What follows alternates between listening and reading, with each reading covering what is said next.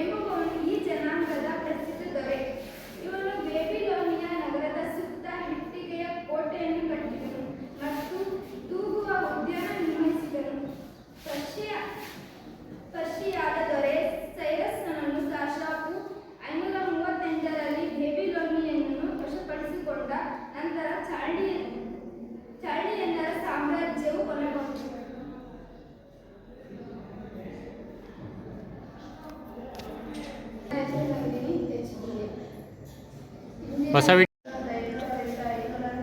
ಐನೂರರ ಅವಧಿಯಲ್ಲಿ ಅನೇಕ ನಾಗರಿಕತೆಗಳು ಬೆಳೆದು ಅಳಿದವು. ಆದ್ದರಿಂದ ಮೆಸೊಪೊಟೇಮಿಯನ್ನರು ನಾಗರಿಕತೆಗಳ ತೊಟ್ಟಿಲು ಮತ್ತು ಸಮಾಧಿ ಎಂದು ಕರೆಯುತ್ತಾರೆ. ಮೆಸೊಪೊಟೇಮಿಯಾ ಈಗಿನ ಪೂರ್ವ ಸಿರಿಯಾ ಮತ್ತು ದಕ್ಷಿಣ ಟರ್ಕಿ ಹಾಗೂ ಯುರೋಪಿನ ಭೂಭಾಗಗಳು ಒಳಗೊಂಡಿದೆ. ಇದನ್ನು ಸಿನ್ನಾರ ಪ್ರದೇಶ ಎಂದು ಕರೆಯಲಾಗುತ್ತದೆ. ಈ ಪ್ರದೇಶವು ಪ್ರಾಚೀನ ಸಂಸ್ಕೃತಿ ಮತ್ತು ನಾಗರಿಕತೆಯ ಕೇಂದ್ರವಾಗಿದ್ದು ಈಜಿಪ್ಟ್ ಮತ್ತು ಭಾರತದವರೆಗೂ ತನ್ನ ಪ್ರಭಾವವನ್ನು ವಿಸ್ತರಿಸಿತು. ಈ ನಾಗರಿಕತೆಯ ನಿಶ್ಚಿತವಾದ ಕಾಲವು ಊಹಿಸುವುದು ಬಹಳ ಕಠಿಣವಾಗಿದೆ. ಇತಿಹಾಸಕಾರರು ಈ ನಾಗರಿಕತೆಯು ಅಂದಾಜು ಸಾಶಾಪು 4000ರಿಂದ 3000ಗಳ ಮಧ್ಯದಲ್ಲಿ ಪ್ರಾರಂಭವಾಗಬಹುದೆಂದು ಅಂದಾಜಿಸಿದ್ದಾರೆ. ಮೆಸೊಪೊಟೇಮಿಯಾ ಪ್ರದೇಶವು ಈಜಿಪ್ಟಿನ ನಂತರ ನೈಸರ್ಗಿಕ ರಕ್ಷಣೆ ಇಲ್ಲದೆ ಮೇಲಿಂದ ಮೇಲೆ ವಿದೇಶಿಯರ ದಾಳಿಗೆ ಒಳಗಾಗಿತ್ತು. ಇದರಿಂದ ಪರಿಣಾಮವಾಗಿ ಅನೇಕ ಸಾಮ್ರಾಜ್ಯಗಳ ಏಳಿಗೆ ಮತ್ತು ಅವನತಿಗೆ ಕಾರಣವಾಯಿತು. ಈ ಕೆಳಗಿನ 5 ಪ್ರಮುಖ ಜನಾಂಗಗಳು ಮೆಸೊಪೊಟೇಮಿಯಾದ ಸಂಸ್ಕೃತಿ ಮತ್ತು ನಾಗರಿಕತೆಯನ್ನು ರೂಪಿಸಿದವು. ಸುಮೇರಿಯನ್ನರು, ಅಕ್ಕಾಡಿಯನ್ನರು, ಅಮೋರಿಯನ್ನರು ಅಥವಾ ಪ್ರಾಚೀನ ಬ್ಯಾಬಿಲೋನಿಯನ್ನರು, ಅಸ್ಸಿರಿಯನ್ನರು, ಚಾಲ್ಡಿಯನ್ನರು ಅಥವಾ ಹೊಸ ಬ್ಯಾಬಿಲೋನಿಯನ್ನರು. ಸುಮೇರಿಯನ್ನರು ಇವರು ಮೆಸೊಪೊಟೇಮಿಯಾ ನಾಗರಿಕತೆಯ ಅಧಿಕಾರರು. ಇವರು ಮೊದಲು ಸುಮೇರಿಯನ್ನರ ಪ್ರದೇಶದಲ್ಲಿ ವಾಸವಾಗಿದ್ದರು. ಇವರನ್ನು ಸುಮೇರಿಯನ್ನರು ಎಂದು ಕರೆಯುತ್ತಾರೆ. ಅಕ್ಕಾಡಿಯನ್ನರು ಇವರನ್ನು ಸಿನ್ನಾರದ ವಾಯುವ್ಯಕ್ಕೆ ವಾಸಿಸುತ್ತಿದ್ದರು. ಆ ಪ್ರದೇಶಕ್ಕೆ ಅಕ್ಕಾಡ ಎಂದು ಕರೆಯುತ್ತಾರೆ. ಆದ್ದರಿಂದ ಇವರಿಗೆ ಅಕ್ಕಾಡಿಯನ್ನರೆಂಬ ಹೆಸರು ಬಂದಿತು. ಇವರು ಸುಮೇರ ಪ್ರದೇಶವನ್ನು ವಶಪಡಿಸಿಕೊಂಡರು ಮತ್ತು ಆ ಸಂಸ್ಕೃತಿಯನ್ನು ಅನೇಕ ಅಂಶಗಳನ್ನು ಮುಂದುವರಿಸಿದರು. ಇವರಲ್ಲಿ ಒಂದನೇ ಸರ್ಗನ್ ಎಂಬುದನ್ನು ಅತ್ಯಂತ ಯಶಸ್ವಿ ದೊರೆಯಾಗಿದ್ದರು. ಇವನು ತನ್ನ ರಾಜ್ಯವನ್ನು ಬಲಿಷ್ಠಗೊಳಿಸಲು ಆಗಾಗ್ಗೆ ಅಕ್ಕಾಡಿಯನ್ನರ ರಾಜಧಾನಿಯಾಗಿತ್ತು. ಅಮೋರಿಯನ್ನರು ಮತ್ತು ಪ್ರಾಚೀನ ಬ್ಯಾಬಿಲೋನಿಯನ್ನರು ಇವರ ಅಕ್ಕಾಡಿಯನ್ನರನ್ನು ಧ್ವಂಸ ಮಾಡಿ ತಮ್ಮ ರಾಜ್ಯವನ್ನು ಸ್ಥಾಪಿಸಿದರು. ಆಗ 250 ವರ್ಷಗಳ ಕಾಲ ಅದರ ಕಥೆಯುಂಟಾಗಿತ್ತು. ಸಾಮ್ರಾಟ ಹಮ್ಮುರಬಿಯು ಈ ಜನಾಂಗದ ಅತ್ಯಂತ ಪ್ರಸಿದ್ಧ ದೊರೆ ಮತ್ತು ಕಾನೂನು ರಚನಾಕಾರನಾಗಿದ್ದರು. ಹಮ್ಮುರಬಿಯು ಮರಣ ನಂತರ ಅಮೋರಿಯನ್ನರ ಸಂಸ್ಕೃತಿ ಜಡವಾಯಿತು. ಅಸ್ಸಿರಿಯನ್ನರು ಇವರು ಸಾಮ್ರಾಟ ತಿಗ್ಲತ್-ಪಿಲೆಸರ್ ಕಾಲದಲ್ಲಿ ಮೆಸೊಪೊಟೇಮಿಯಾದ ವೈಭವವನ್ನು ಮರಳಿ ಸ್ಥಾಪಿಸಿದರು. ಇವರು ಬೃಹತ್ ಸಾಮ್ರಾಜ್ಯಗಳು ಕಟ್ಟಿದರೆ. ಎರಡನೇ ಸರ್ಗನ್ ಚೆನ್ನಚನ್ ಮತ್ತು ಅಸ್ಸುರ್ಬಾಬೆಲಿನಿ ವಂಶದ ಪ್ರಸಿದ್ಧ ದೊರೆಗಳು. ನ್ಯೂವೆ ಇವರ ರಾಜಧಾನಿಯಾಗಿತ್ತು. ಚಾಲ್ಡಿಯನ್ನರು ಅಥವಾ ಹೊಸ ಬ್ಯಾಬಿಲೋನಿಯನ್ನರು ಅಸ್ಸುರ್ಬಾಬೆಲನ್ ಮತ್ತು ಮರಣ ನಂತರ ಚಾಲ್ಡಿಯನ್ನರು ಅಧಿಕಾರಕ್ಕೆ ಬಂದರು. ಇವರು ನಿಮ್ಹಾನ್ಗೆ ನಗರವನ್ನು ವಶ ಮಾಡಿದರು ಮತ್ತು ಬ್ಯಾಬಿಲೋನಿಯನ್ನರು ಪುನರ್ ನಿರ್ಮಾಣ ಮಾಡಿ ತಮ್ಮ ರಾಜಧಾನಿಯಾಗಿರಿಸಿದರು. ಆದ್ದರಿಂದ ಇವರನ್ನು ಹೊಸ ಬ್ಯಾಬಿಲೋನಿಯನ್ನರು ಎಂದು ಕರೆಯಲಾಗಿತ್ತು. ನೆಬೂಕಡ್ನೆಚ್ಚರ್ ಎಂಬುವವನು ಈ ಜನಾಂಗದ ಪ್ರಸಿದ್ಧ ದೊರೆ. ಇವನು ಬ್ಯಾಬಿಲೋನಿಯಾ ನಗರದ ಸುತ್ತು ಇಟ್ಟಿಗೆಯ ಕೋಟೆಯನ್ನು ಕಟ್ಟಿಸಿ ಮತ್ತು ತೂಗು ಉದ್ಯಾನವನ್ನು ನಿರ್ಮಿಸಿದನು. ಪರ್ಷಿಯಾದ ದೊರೆ ಸೈರಸನ್ ಸಾಶಾಪು 538ರಲ್ಲಿ ಬ್ಯಾಬಿಲೋನಿಯನ್ನು ವಶಪಡಿಸಿಕೊಂಡು ನಂತರ ಚಾಲ್ಡಿಯನ್ನರನ್ನು ಸಾಮ್ರಾಜ್ಯವು ಕೊನೆಗೊಂಡಿತು.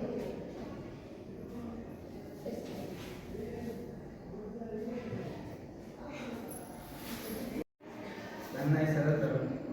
ಮೆಸೊಪೊಟೇಮಿಯಾ ನಾಗರಿಕತೆ ಪೀಠಿಕೆ. ಇಂದಿನ ಅಧ್ಯಾಯದಲ್ಲಿ ನಾವು ಈಜಿಪ್ಟಿನ ನಾಗರಿಕತೆಯ ವಿವರದ ಅಧ್ಯಯನ ಮಾಡಿದ್ದೇವೆ. ಎಲ್ಲ ಆರಂಭಿಕ ನಾಗರಿಕತೆಗಳ ಜನರು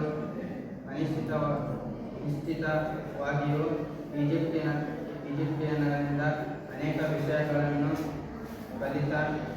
ಕಲಿತರು.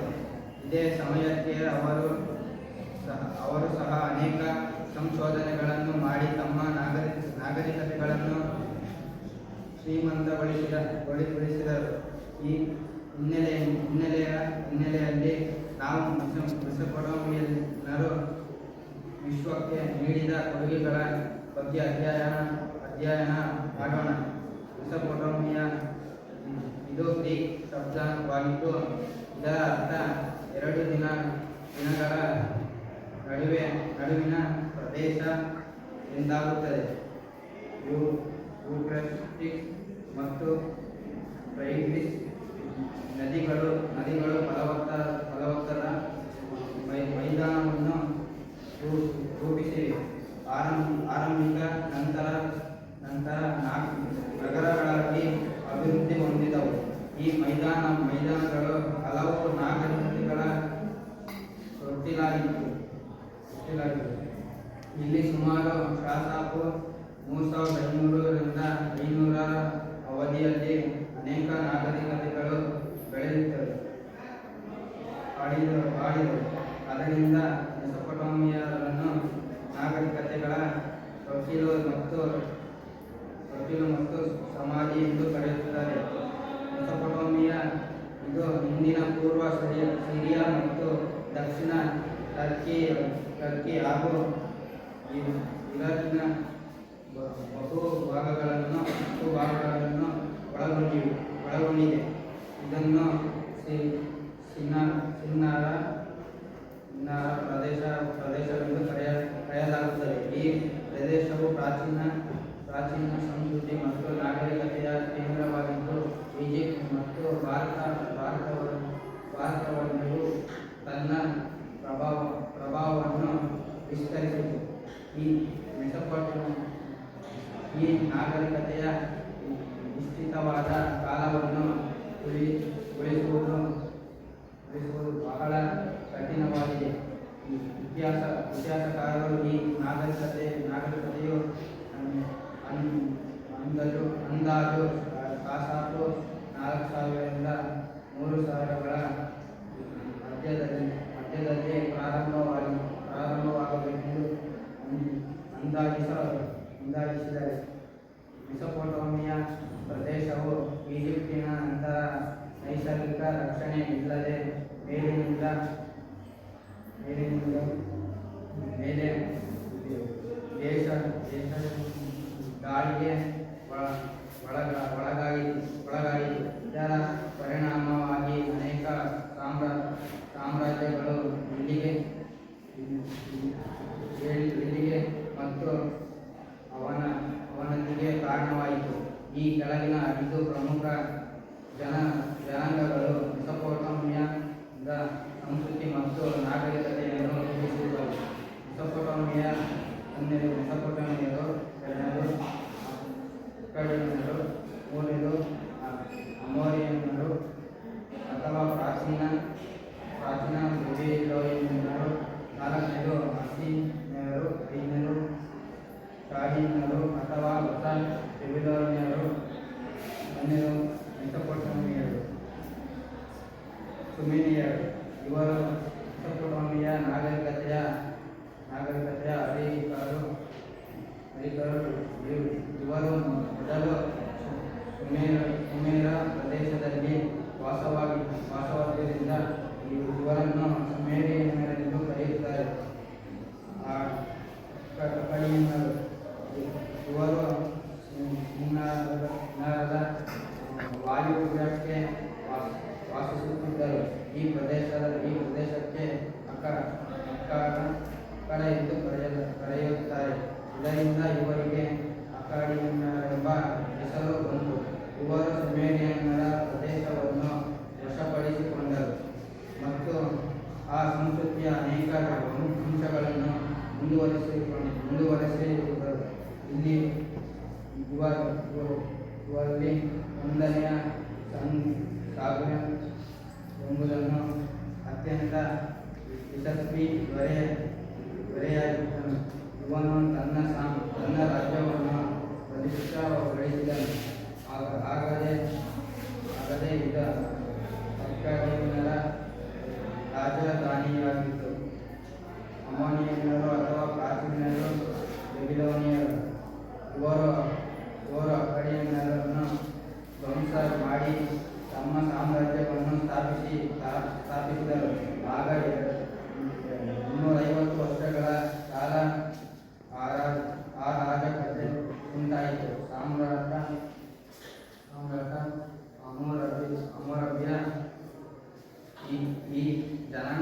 ಅತ್ಯಂತ ಪ್ರಸಿದ್ಧ ದೊರೆ ಮತ್ತು ಕಾನೂನು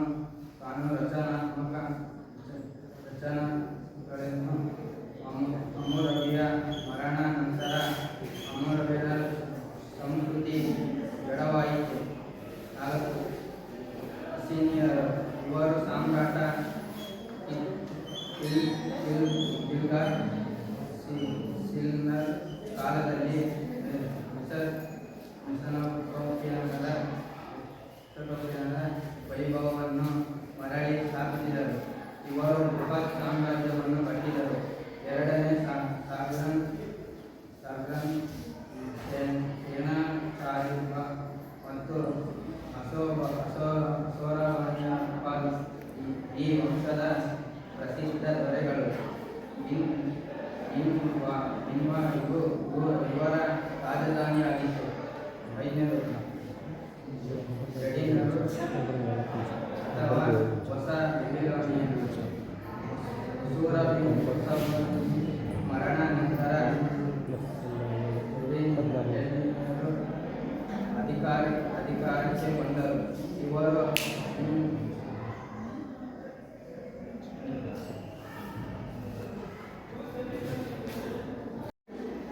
ನನ್ನ ಹೆಸರು GPS.